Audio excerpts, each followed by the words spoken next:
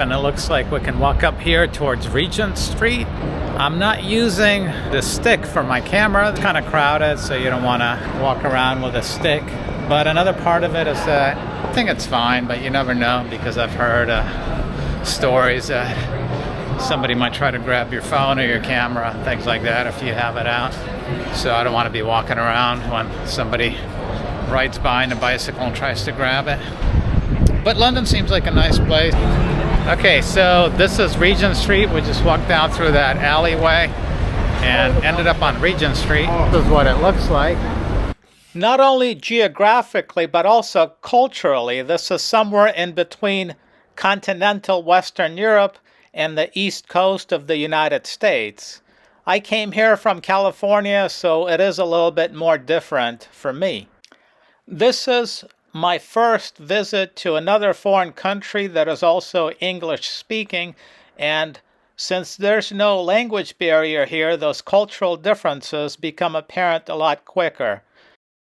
Regent Street is beautiful. I did want to go up further up there and see what it looks like further up. I will touch upon some of the cultural differences I noticed, but there's definitely more similarities than there are differences.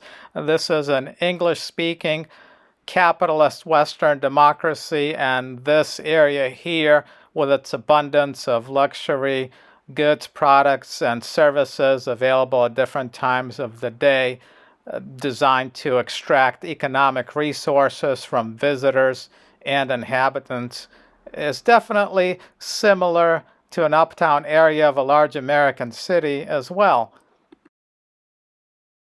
Beautiful little streets. In general, it seems pretty safe here, but I guess they have pickpocket issues. Not like other European cities, but I've been told that that's one thing that happens is guys on bicycles and mopeds that ride by, maybe try to snatch a purse or phone or camera or something like that. It seems like London is not as loud as a similarly sized American city would be. I don't know if it's because the cars don't drive as fast. The speed limit here is 20 miles an hour most places instead of 35. So if you imagine a volume knob turned down from a 10 to maybe an 8 or 8.5. And it's definitely not as quiet as a Japanese city would be, where sometimes it felt like somebody just hit the mute button. Car traffic. It's definitely an exciting city. You feel the energy. By the same token, it feels kind of like a tense city.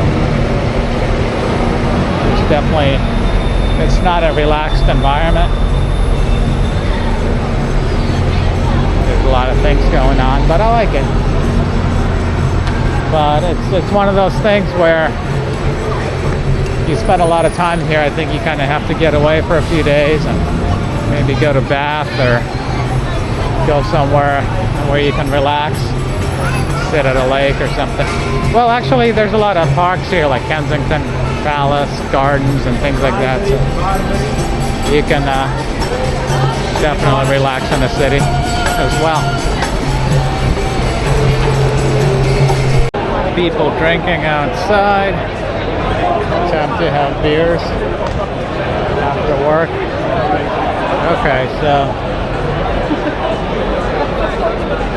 I guess this is where everybody's drinking.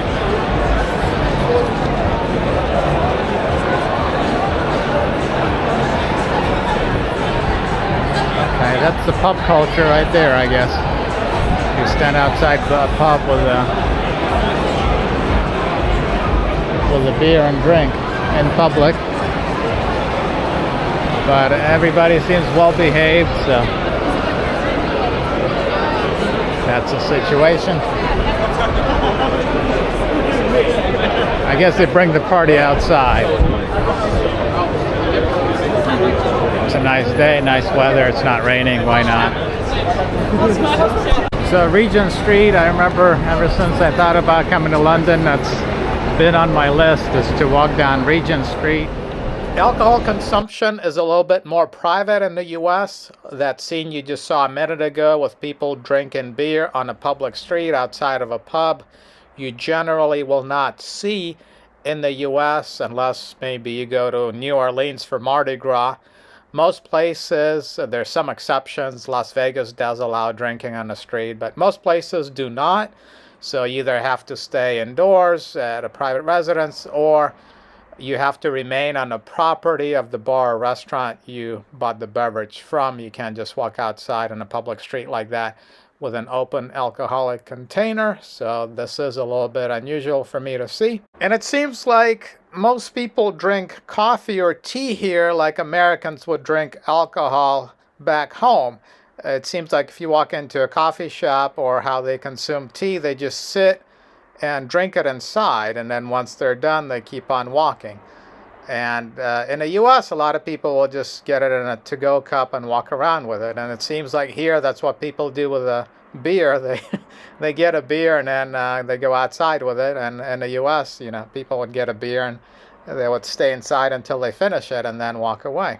People do get coffee and tea to go here, but it's not nearly as common. Yeah, I like Regent Street. This city itself is just an architecturally beautiful city.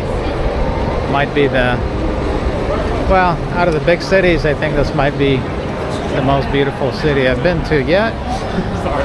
And there's a British flag displayed on a building across the street from us. Like most countries around the world, you don't see their flags displayed at places nearly as often as you would see the American flag displayed in places in America. And I do have an American flag myself. It is made in China. I was hoping that's one thing we can manufacture domestically, but it is stamped made in China right on it. A lot of people say Paris is the most beautiful city, but I have never been there.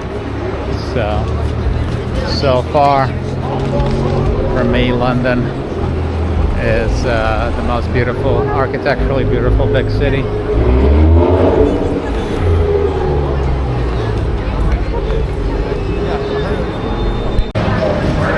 So I know I said I haven't been to Paris yet, and if you're wondering why I did not go there, because you can easily get there from here in about 2.5 hours.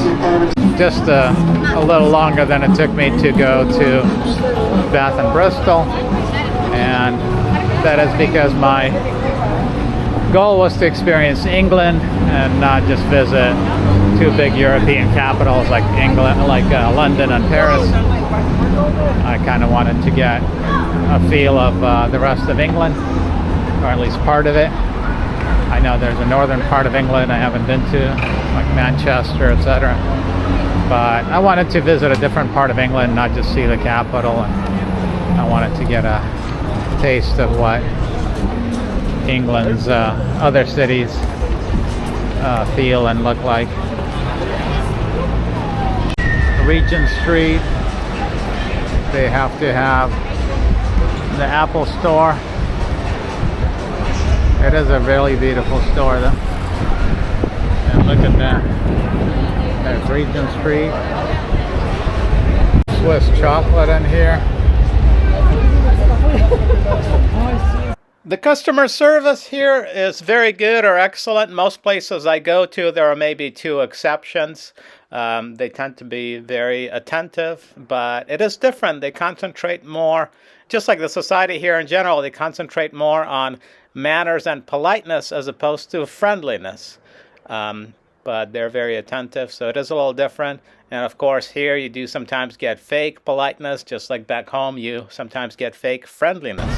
So it looks like we walked all the way to Oxford Circus, and that's where we are now, off Regent Street. And to go back to Piccadilly Circus, it's telling me to either take a subway or take the bus, and I think I want to take the bus because we get a view. And before we get on that bus, we're going to take a quick look at Nike Town, London. I just want to go up to the 2nd floor and take a quick look, see what they got up here. So it looks like they kind of have the same stuff you would find in a Nike store in LA, or definitely in LA or San Francisco, with the Golden State Warriors and stuff. That's more of a Northern California team.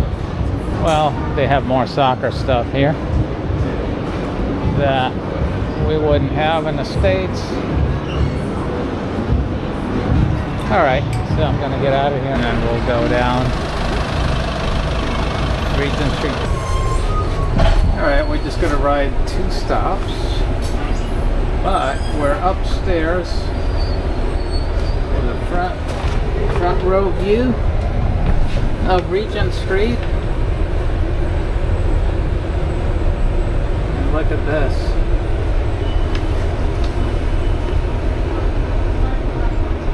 That's an opportunity to film I could not miss. And I'm kind of glad we're stuck in traffic because it gives us more time to check out the scenery. There's nobody else in the upper deck of this bus. I'm the only one. And I gotta say, when I first came to London, not in my wildest dreams could I imagine being driven down Regent Street in a private compartment of a $500,000 motor carriage with my driver and the commoners in a separate compartment down below me. This is a true treat. I know I touched upon some cultural differences and I would like to discuss it a little more. And of course, there's way more similarities than there are differences. And I think to a lot of people around the world, we would be pretty similar. I'm not sure if they can really tell the difference between the Brits and the Americans and the Australians and Canadians for that matter. I think we would all just be English-speaking Westerners to a lot of people around the world. How crowded this place is definitely difficult for me to get used to. I came here from California, which is pretty crowded by American standards, but not compared to Great Britain. So land-wise, it's more than double the size of Great Britain, and the population of California is just over half of Great Britain. So this is a lot more densely populated, and London even more so. It's a very busy, crowded city, and that's not easy to get used to. This is definitely a fast-paced city. A lot of people walk fast because they walk to get someplace, kind of like New York.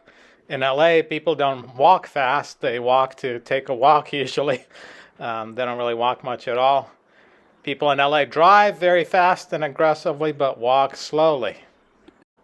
I think the hardest part to switch to here was when I first got here, I was still on autopilot and smiling and maybe making small talk with people. And you got to learn how to knock that off pretty quick because that is not done here. So I think back home, you kind of have to put a bit of a social face on because I think we value people based on their friendliness. So you don't want to appear unfriendly, so you smile and kind of make small talk. And I think Americans in general, when they feel discomfort, they would start kind of small talk with other people around. And it's not done here at all. And if you do start doing that, people kind of look at you with a bewildered look. So that's not something that's done here. It's more like other European cities in that sense, where they don't really smile or talk to people around them all that much. And if you walk into a store, for example, they don't smile and start talking to you. They don't ask you how your day is or wish you have a nice day. And, you know, let's say you walk in and get some cookies or something, they're not going to ask you what your weekend plans are, where you're from, or how your weekend was last week. Oh, you like those cookies? My sister likes those cookies. And then they don't really try to connect you on a personal level like that to be friendly. But so I talked about the service here. It is mostly very good or excellent service. It's just different. They do their job and get you what you need, but it's more efficient like that. And in a lot of ways, it's more similar to a large East Coast city. So yeah, it's more efficient here in that sense, but it feels a little cold. And I'm not sure which way I prefer. I guess it depends on the mood I'm in, but if you just want to be left alone and you don't feel like smiling or talking to people, then it's definitely more doable. Here, you can just kind of disappear into a sea of people and not be bothered by anybody. So we're getting closer. This beautiful part of the street here where it takes this curve right down there. It's also a beautiful time of day, right around sunset time. We started this walk up Regent Street near this Piccadilly Circus. And beautiful area. We just got off the bus. Instead of walking back here, it was 2 stops, but it took a while because of the traffic. I gotta say, every corner and little street doesn't fail to amaze with its beauty. I've noticed some indirectness in communication here, which is actually more similar to California, where people also like to dance around issues. Unlike people on the East Coast that tend to be at times more direct, and they also talk faster, which can be seen as a little too aggressive in California. And just like the Americans, the Brits also like to hit the like button. Thanks a lot, guys.